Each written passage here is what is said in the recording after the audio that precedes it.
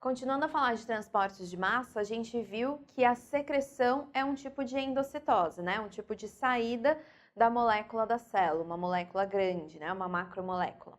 A secreção ela pode ser para qualquer substância, então, dependendo da célula que a gente está estudando, ela pode produzir e secretar diversas substâncias diferentes, ou ela pode ser especializada em algum tipo de substância, proteínas, lipídios, ácidos, enzimas digestivas, né? Proteínas com função de digestão. Então, todas essas substâncias saem da célula da maneira de secreção. Lembrando que secreção, a substância é importante, foi produzida dentro da célula, a célula gastou energia para produzir essa substância, só que a substância não vai funcionar dentro dessa célula, vai funcionar em outra parte do organismo desse ser vivo, por exemplo, se é o nosso caso, em outra parte do nosso corpo.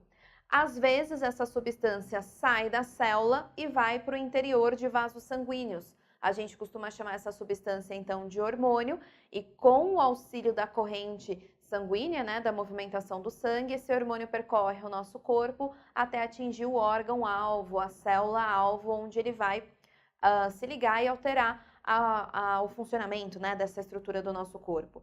Se a substância vai para fora de vasos sanguíneos, aí a gente não chama essa substância de hormônio, ela pode ter várias funções diferentes. Por exemplo, as enzimas digestivas são produzidas por células que secretam essas substâncias para dentro dos órgãos onde a digestão vai acontecer. Então, tem enzima digestiva sendo secretada para dentro da nossa boca, para dentro do nosso estômago, para dentro do intestino delgado. Quando a substância sai da célula e é secretada para dentro de vasos sanguíneos, a gente fala que essa é uma função endócrina, então, dessa célula. Células secretoras costumam se acumular, né, em grupos, e esses grupos a gente chama de glândulas. Então, uma glândula que secreta substâncias para dentro de vasos sanguíneos, a gente chama de glândula endócrina. Quando essa glândula secreta substâncias para qualquer outra parte, para qualquer outro local do organismo que não dentro de um vaso sanguíneo, a gente fala que essa glândula é uma glândula exócrina, joga para fora de vasos sanguíneos, outra parte qualquer do corpo, por exemplo, para dentro do estômago, pensando em enzimas digestivas. E ainda tem algumas glândulas que têm função mista, né, que a gente chama de anfícrinas. Algumas substâncias são jogadas dentro de vasos sanguíneos e outras vão para alguma outra parte do organismo, como o pâncreas, por exemplo. Como que acontece, né, esse processo de secreção?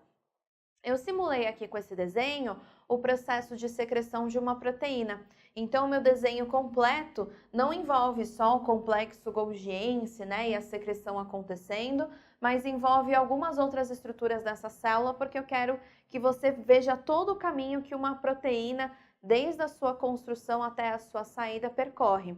Normalmente, em exercícios, proteínas são usadas como exemplo para que você analise o trajeto que ela faz até a saída da célula. Mas poderia ser lipídio, em vez de falar retículo endoplasmático rugoso, para um lipídio, ele seria construído no retículo endoplasmático liso. Então, você pode ter mudança de onde começa esse processo, né? Dependendo da substância que vai ser construída. Mas no final vai ser sempre igual. Então, lembra que proteínas, elas têm as informações para serem construídas descritas no DNA da célula. Pensando numa célula eucarionte, que é o que a gente está analisando, o DNA da célula eucarionte fica dentro do núcleo. Então, aqui a gente tem o núcleo com a carioteca, né? Lembra que a carioteca tem poros para entrada e saída de substâncias. Aqui o DNA, como um livro de receitas de como construir proteínas. A partir desse DNA, dentro do núcleo, o RNA vai ser construído, que é a cópia, como uma pequena copiazinha de como construir, né, dessa receita, de como construir a proteína.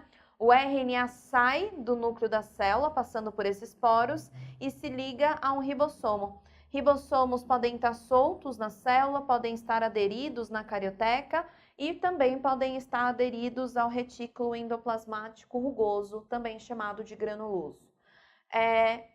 Na maioria das vezes, quando proteínas são produzidas para serem secretadas, é no retículo endoplasmático rugoso que essas proteínas são produzidas, nos ribossomos que estão associados a ele.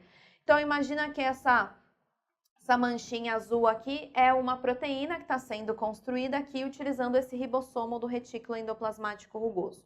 Quando a proteína estiver pronta, O próprio retículo endoplasmático rugoso envolve essa proteína numa membrana para protegê-la, para ela não se perder na célula, reagir com outras substâncias químicas, quebrar ou acontecer alguma coisa com ela. Essa proteína, então, envolvida por uma membrana, ela está presa, então, dentro de uma vesícula. Sempre que a gente usar o termo vesícula, imagina visualmente como se fosse uma bolha dentro dessa célula. Então, a proteína está aqui presa nessa bolha, que é uma vesícula de transporte, porque a função dela é só transportar a proteína até a organela responsável pela secreção celular, que é o complexo Golgi. O complexo Golgi tem essa cara, vários sacos achatados, um do ladinho do outro, e deles ficam saindo vesículas, como se fossem bolhas saindo dessa estrutura. O complexo Golgi, como a gente já conversou, tem várias funções diferentes, mas a central, pensando nos exercícios, é a secreção celular. Então, qualquer coisa que seja produzida dentro dessa célula, primeiro vai ser jogada dentro do complexo Golgi para depois, se assim for necessário, ser secretada. Então, a nossa proteína aqui, ó, vai ser transportada até o complexo Golgi e o complexo Golgi vai guardar essa proteína, estocando ela durante um tempo, empacotando. Aí vai chegar mais proteína à medida que ela vai sendo produzida, até eu ter uma quantidade razoável, satisfatória. Quando eu tenho bastante na concentração ideal dessa proteína, uma bolha, né, uma vesícula sai desse complexo Golgi chamada vesícula de secreção. É justamente essa vesícula que vai se aproximar da membrana plasmática, se misturar com essa membrana, porque a composição química da membrana da vesícula e da membrana plasmática são muito parecidas, então só de encostar, de se aproximar, elas se misturam, e aí essa vesícula de secreção joga tudo que tem dentro dela para fora da célula. Como eu falei, essa substância, proteína, que a gente está usando de exemplo, pode parar logo na sequência dentro dos vasos sanguíneos para ir para alguma parte específica do nosso organismo, ou pode ir diretamente para dentro de um órgão, ou pode ir para fora do nosso corpo, pensando, por exemplo, numa glândula mamária que produz e secreta o leite para fora do corpo para conseguir amamentar os filhotes. Glândula salivar, que produz e secreta a saliva que vai para dentro da nossa boca, não para os vasos sanguíneos. Glândula sudorípara, sebácea. Essas substâncias nunca vão parar dentro de vasos sanguíneos, e sim para outra parte qualquer do corpo.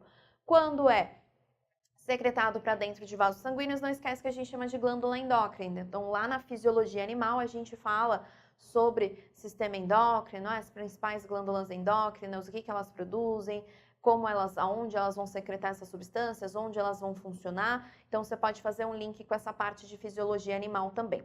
A gente ainda vai falar sobre mais um transporte de massa com um pouco mais de detalhe, que é a excreção, né? Quais seriam os motivos principais para ter uma excreção, uma saída dessas supermoléculas da célula. E aí a gente vai usar o conceito de digestão intracelular. Aí já mistura com fagocitose, pinocitose e a excreção que pode acontecer. Então fica atento aos próximos vídeos para entender digestão intracelular, já vamos falar de lisossomos e aí a gente já fala também sobre a excreção com um pouco mais de detalhes.